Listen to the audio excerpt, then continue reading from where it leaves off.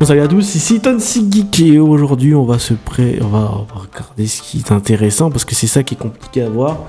Et ce qui est intéressant cette semaine. Et bon allez vas-y. Il y a des trucs là que je vois.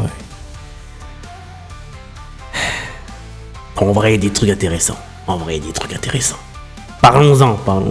Ouais, c'est le concept. Prenez votre plus grand café et c'est parti les passionnés. Parlons geek.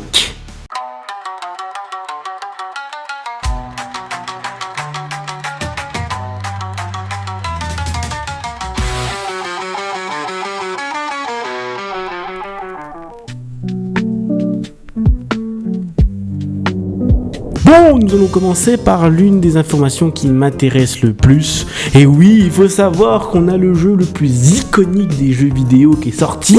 Il s'appelle Death Stranding 2. Incroyable ce jeu, exceptionnel. Enfin, on l'attendait depuis un grand moment. Et qu'est-ce que je m'en bats les couilles! Ah, rien à foutre. J'en ai rien à foutre de ce jeu. Attends, mais est-ce que quelqu'un a vraiment quelque chose à foutre de Death Stranding 2? Franchement, on en parle partout. Il y a PlayStation qui fait des pubs partout. On a l'impression que c'est leur seul jeu. Hein, on a l'impression que c'est leur seul jeu qu'il y a.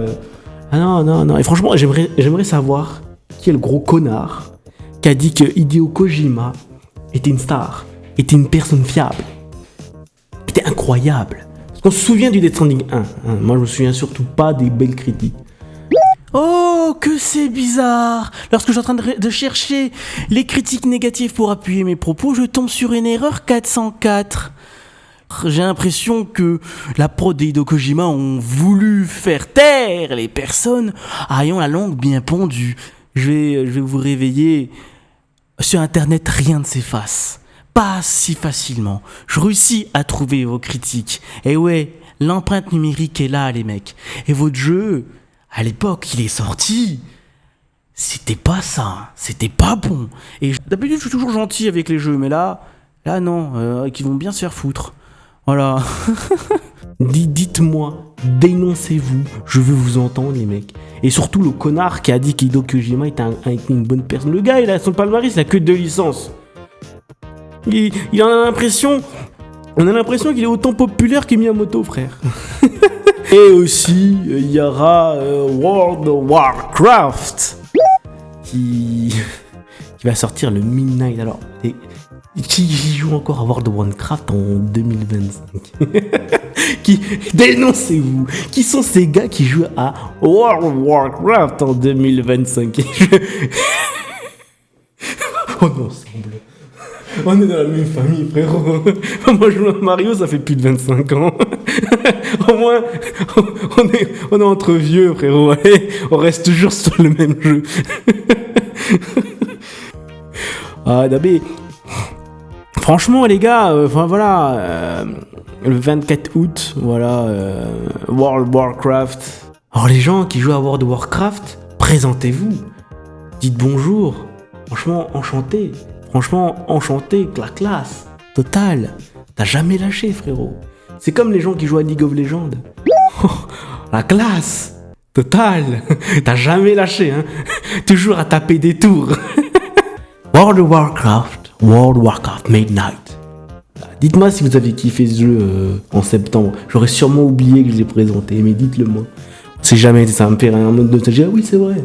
Et aussi Sonic fête ses 34 ans. Ah les gars, 34 ans. Oui. Ah ouais, un bon petit coup de vieux dans cette vidéo en plein milieu, là, ça fait un peu de bien. Grand Turismo à 27 ans. Crash Bandicoot à 29 ans. Doom à 32 ans. Mortal Kombat à 33 ans. Call of Duty 22 ans. Oh ouais. Ah, il y a des... Oh, les seniors. Mario, 44 ans. Pac-Man, 45 ans. Metroid, 39 ans. Final Fantasy, 37 ans. Aïe.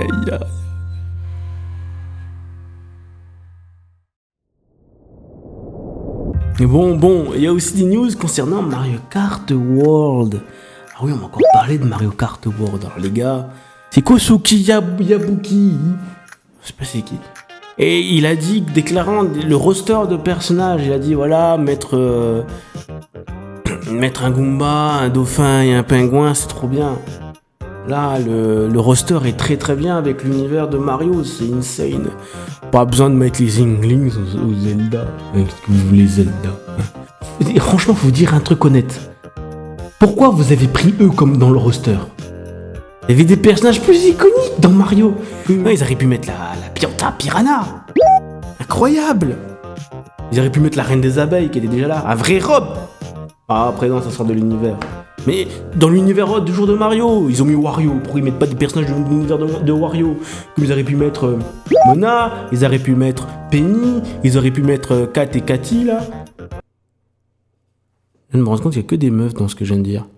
On va changer. Ashley. Ashley, trop stylé. La sorcière, pourquoi elle est pas jouable? Vous imaginez, dans Mario Kart World, vous pourrez jouer Ashley, ça serait trop bien.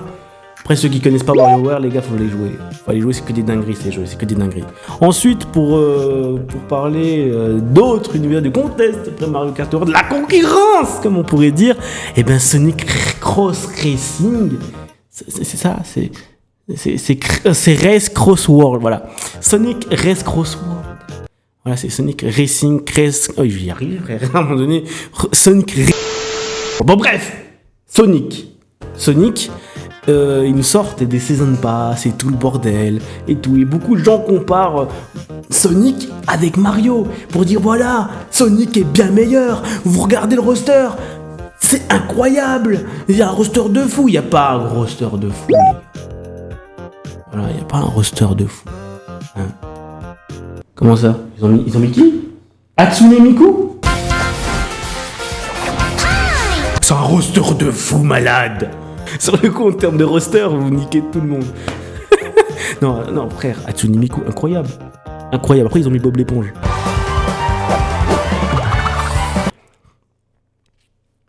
Ils ont mis Minecraft. Après, ils ont mis Joker. Ah, c'est bien, Joker. Ah, et aussi, les prix du jeu, c'est 70 boules. Voilà, 70 boules, le jeu. Si vous voulez le jeu au complet, c'est 90 €.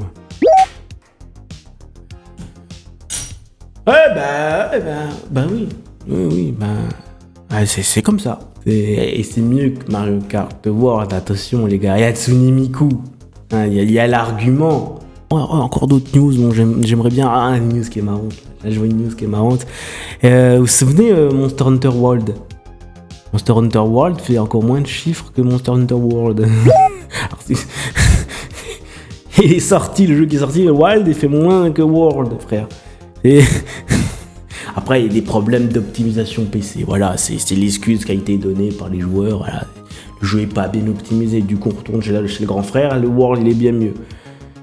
Aussi, dernière news, peut-être annoncé à Yokai Watch 5. Parce que tout le monde a kiffé le 4.